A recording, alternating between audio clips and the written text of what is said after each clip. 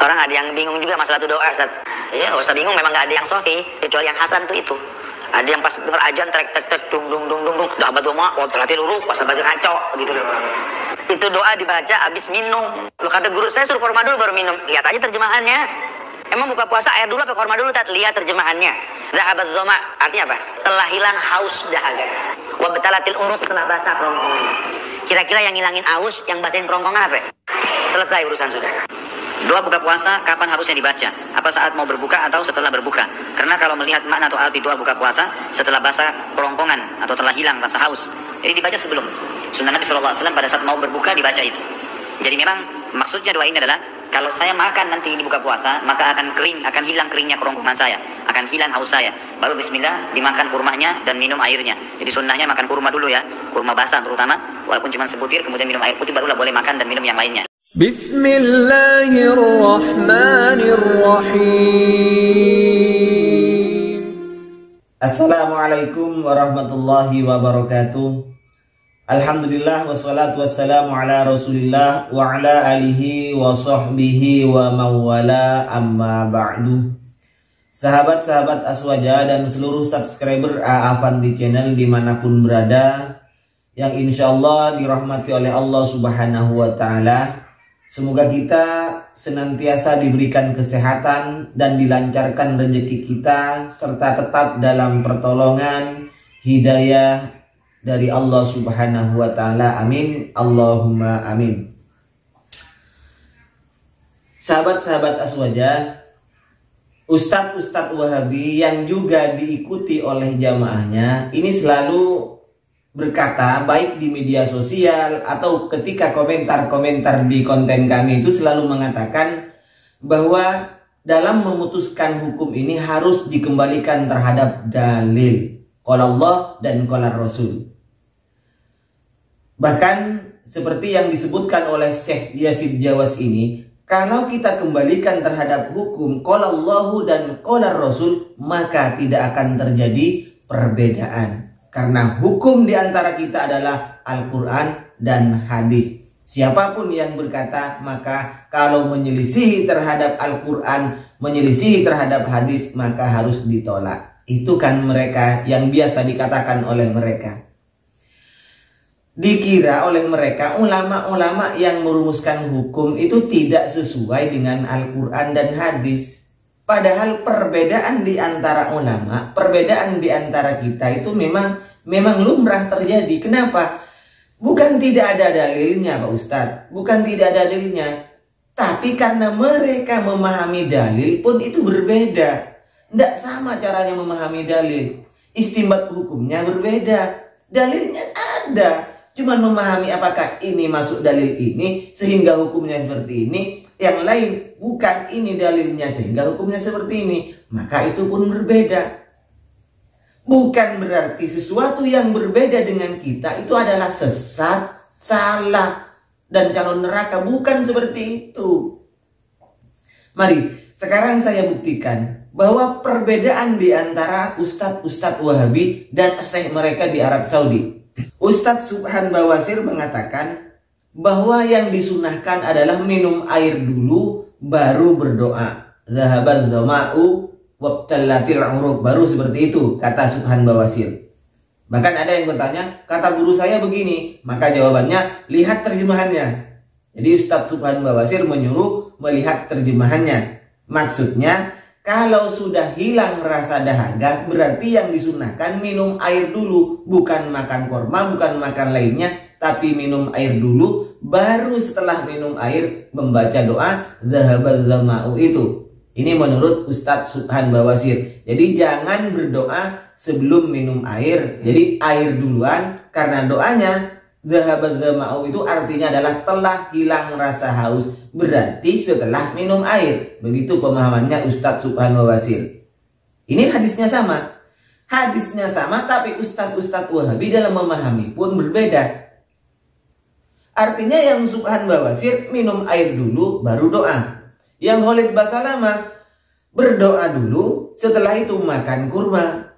Nah, yang mana yang benar ini? Yang sesuai dengan Al-Quran, yang sesuai hadis, yang sesuai dengan sunnah Rasulullah, yang mana di antara ustadz kalian ini?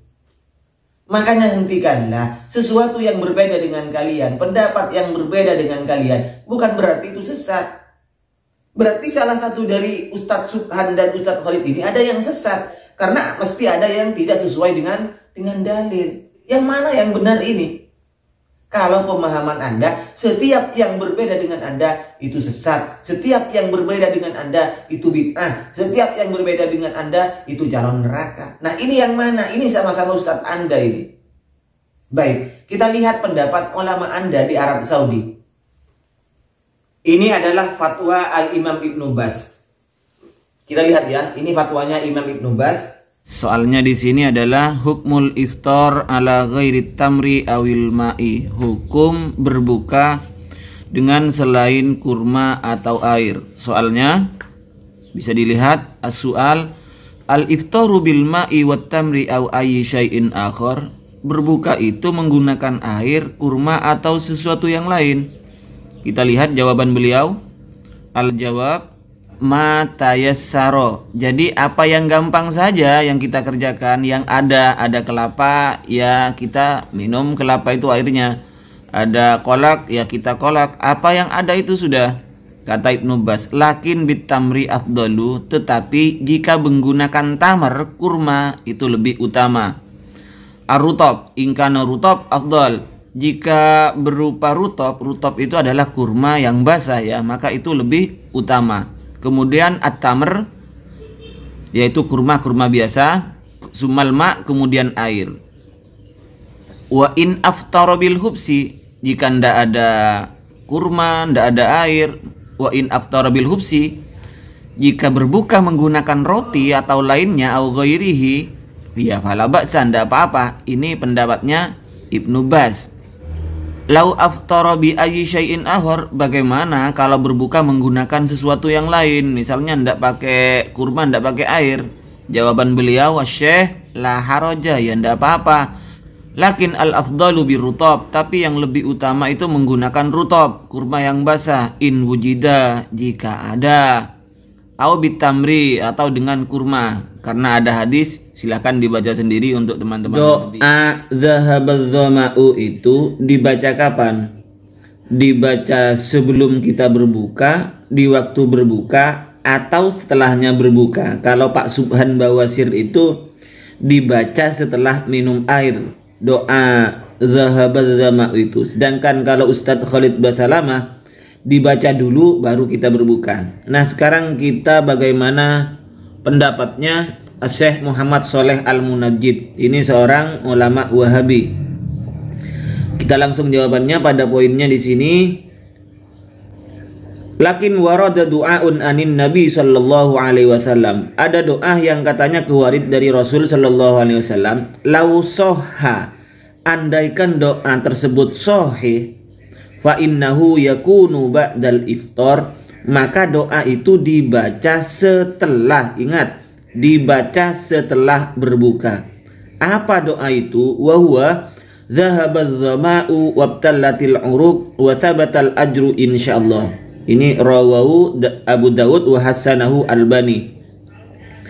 Jadi untuk teman-teman Wahabi, ini pendapatnya yang Muhammad Shaleh Al-Munajjid, Syekh Muhammad Shaleh Al-Munajjid, yang berbeda dengan pendapatnya Syekh Khalid Basalamah. Kalau Khalid Basalamah dibaca sebelum berbuka, tapi Syekh Shaleh Al-Munajjid ini dibaca setelah, ya, setelah berbuka, andaikan hadis tersebut sahih.